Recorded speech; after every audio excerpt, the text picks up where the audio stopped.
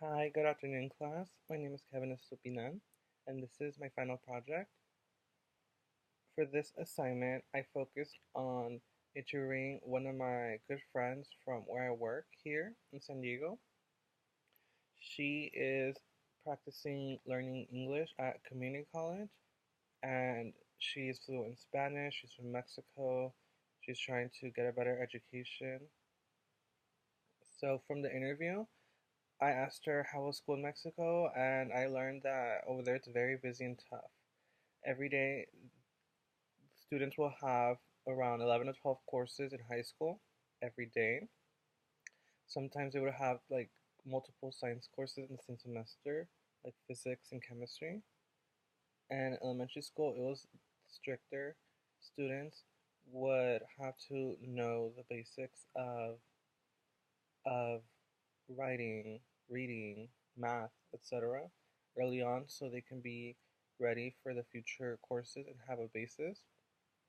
And that's something I learned from myself with education in the US is that students would have to we would have to take it slower, and our education was more, we'll keep trying, just practice at home, especially with math and on our times tables. I didn't learn that until our third grade, and students in Mexico learned that in second grade.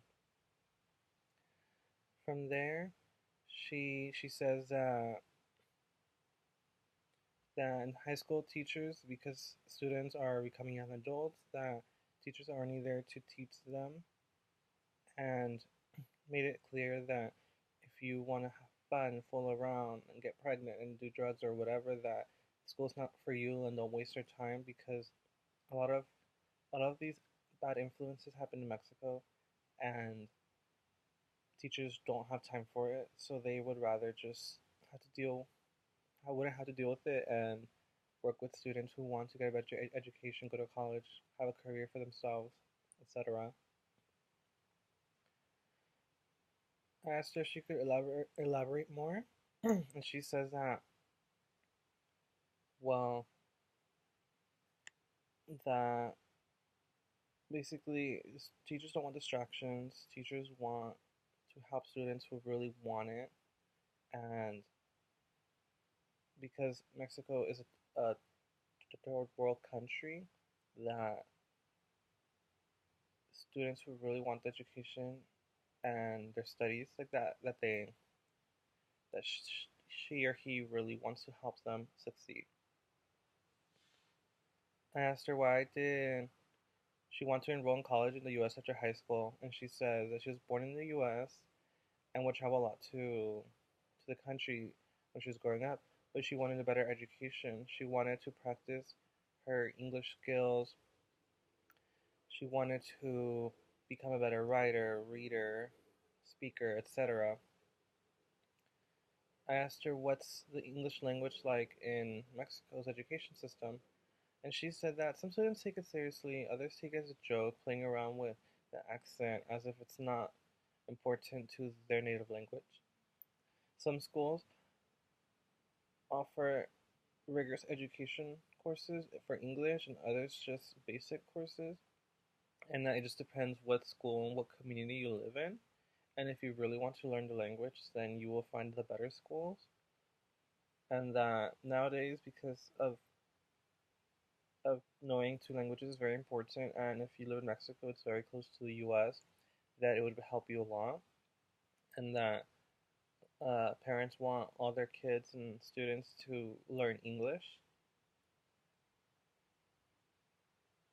I asked her what college are you enrolled in and why did she pick that one, and she's at Southwestern College. It's the closest college to the Mexican-American border from Mexico where she lives. They offer amazing English courses, and a lot of her friends have been enrolled there. She trusts the program. Um, she she crosses the border every day walking, and then would take the bus and public transportation to school. She also relies on that transportation to get to work. We both work together, so a lot of times she brings her school supplies to work and works, and then after that goes home, does homework, and repeats. I asked her how are her classes and teachers, and she says they're amazing. They're very kind and they take it slow with their students. Because the teachers are teaching a whole new language with students who don't have a lot of experience, that students feel comfortable, that students can feel like themselves and enjoy the class, take it slow with their they can take it slow with their studies and not be worried. She's focusing on sentence structure for the English language, essay writing, so she can become a better reader and writer. Then I asked her, does she feel comfortable speaking in English? She says that she does a little, but she's not fluent. Her accent shows up, and she has to take it slow, especially at work. I asked her how's work life. She says it's all right. She's very comfortable speaking in Spanish to customers because a lot of them come from her city, but customers that are foreigners or only know English, she tries to point out objects as references, takes it very slow, tries to understand customers, tries to see what they're trying to say, and that she sometimes has trouble and miscommunication issues come up, but that it's all right. From there, I asked her to how describe some examples of what she's learned from her courses, and that she says that she's learned basic structure for her essays, her sentences, that the whole paragraphs and the conclusion, introduction, everything. She's told me that in Mexico, essays go on and on and on. They don't have to end. Sentences can keep going and going as long as you have the correct the commas and the words and etc. and all that.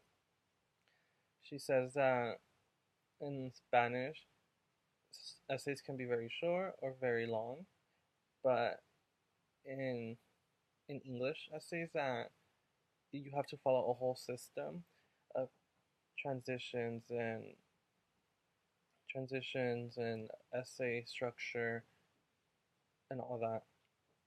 She's also told me that her plans for the future are to pass her courses, maybe in the future also transfer to a four-year university, or just keep practicing her skills for work, eventually get promoted or find another job because she likes the better job options in the US.